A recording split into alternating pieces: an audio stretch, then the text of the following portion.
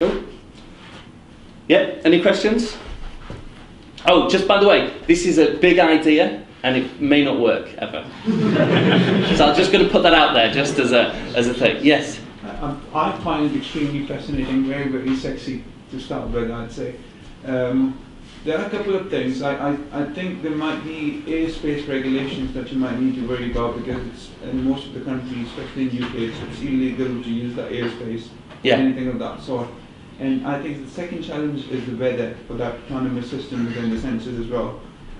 Because the humidity in the air, or especially if you're living in the northwest, you can expect a lot more rain, and you can expect those copters being destroyed by... I do also have videos of quadcopters which are built on a ring platform, and all the batteries and electronics and everything are in a sealed ring, and it has 4 things, and people just throw it into the water, and it splashes in, comes up, and takes off and flies. So also these can hitch rides. So as well as the packages going on buses, if you have a strong wind condition, when a quadcopter goes downwind, you can go on top of a bus, go back upwind, take off again, and deliver the packages downwind. So there are ways around that. But yes, but at the moment, if a UPS van crashes or slips on the ice, there's still those problems. All the problems which you can think, well, not all of them, a lot of the problems you can think of this still applies to people literally picking up packages and walking around in bad weather. Great idea, and that's very sexy. Okay. Thank you. That's a good question. Oh yes, and it is illegal in most countries. But no, that is changing. So there's an area of Wales now which you're allowed to do unmanned UAV testing on. And if you do have a place which doesn't already have the existing infrastructure and the infrastructure people who are heavily invested in keeping everything in the status quo, like say in a developing country or a small island, or like this island in Sark or whatever it is, or not Sark, what's the one where they don't have any... So if you can put it into a small community like that and test it and see how much money it saves and how much time and effort it saves, hopefully that'll become a bit more of a proof of concept, and it'll be a thing. Anyway, I'll go to Afghanistan or North of Pakistan might be a good test bed. Yeah, well, drones are getting a very bad rap at the moment. If you just have to watch the news in there. But these aren't drones, these are UAVs. Yeah, go on. Brilliant idea. Surely someone has patented that basic drone model, and in 10 years' time they're going to say, "Oh, guess what? Patented that." No, they haven't. I came up with this idea a year and a half ago, and I very quickly started putting out information on putting out as much prior art as possible. If someone hasn't patented it, do you think maybe someone will patent it? They can't now patent it because I have the prior art on it. The what, sorry? The prior art. When you patent something, it can't be already existing. Right. It can't be already existing. So I thought ahead of time, I'm going to patent this. I don't want to patent it. I want this to be like the internet. So I want it to be a platform that the Pigeon Post equivalent of Google and Amazon and Facebook will be able to build their businesses on. I want it to save billions of pounds a year and provide an infrastructure, a cheaper infrastructure. Like in Africa at the moment, a lot of the countries, they're not putting down copper wires at all. They're just going straight from no telephony,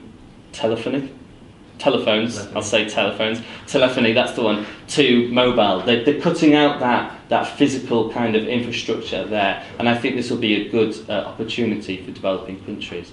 I mean, I take your word that no one's patented it. I'm just very surprised. I can't find any patents on. Pardon? It wouldn't be patentable anyway. You can't patent it because it's not.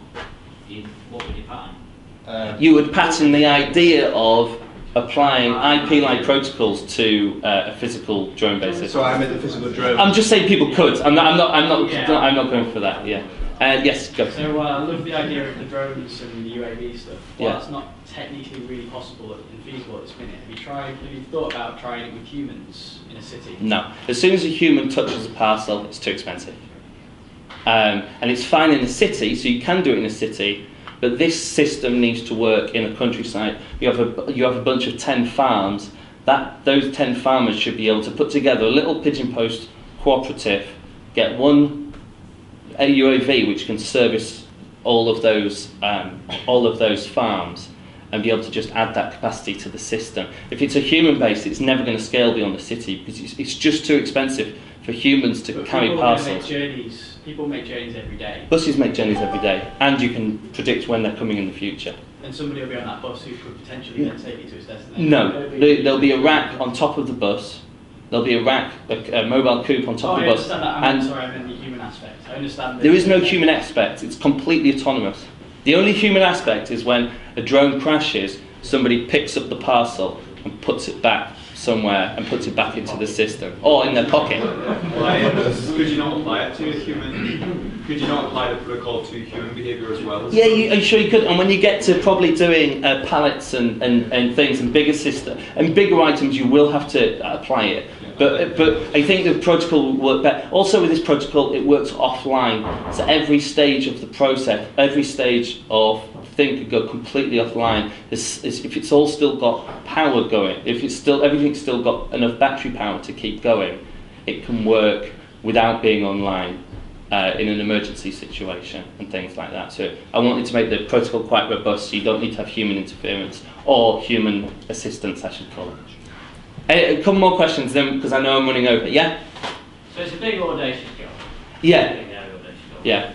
What's the, so if you're looking at a lead methodology, what's the MVP, what's the first thing to prove and try and do?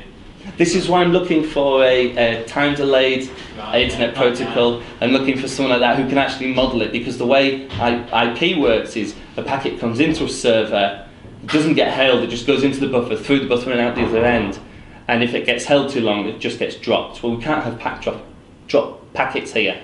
So the time delay, this is what they use for NASA. So a satellite will fly over a robot on the surface of Mars, it'll upload its data, and then that data has to be held until the satellite comes into range of an Earth satellite, then it sends it. And because of relativity and time dilation and things, clocks run at different speed on Mars than they do on Earth, and especially if you start going out to the moons of Jupiter, time runs completely different there. So it has to be a time-delayed system. It can't have a single framework. And hopefully some of those principles and models will come over into this. So when a packet comes into a system, it's waiting until there's a pigeon that can be hailed and come and pick it up and move it on to the next point.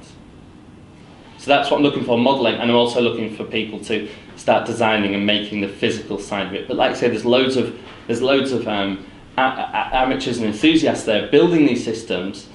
I think all the things I showed you there were, except for the first one, that was a university-based one, but all the rest were just amateur enthusiasts building these things. I need to kind of steer them. That's why I'm trying to go for like this X Prize kind of model of using the X Prize to steer people's efforts into what I want them to do.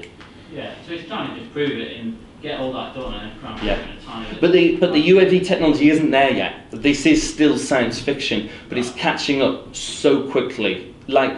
From a couple of years ago, I come from a filmmaking background, so I saw these quads where they'd started putting these kind of GoPro cameras on and these other cameras, and they were huge things and massive, and the whole thing was vibrating, and the film's footage was shocking. And now they've come down to you can literally buy for 300 quid a platform specially designed for a GoPro, and you just use it with your mobile phone. And you put a mobile phone in your pocket, you put follow me, you get on your skis and you ski down a mountain, and the quad follows behind you down the mountain with the camera on, just follows the mobile phone signal and just follows you down the mountain. And then when you get to the bottom of the mountain, you take your pardon?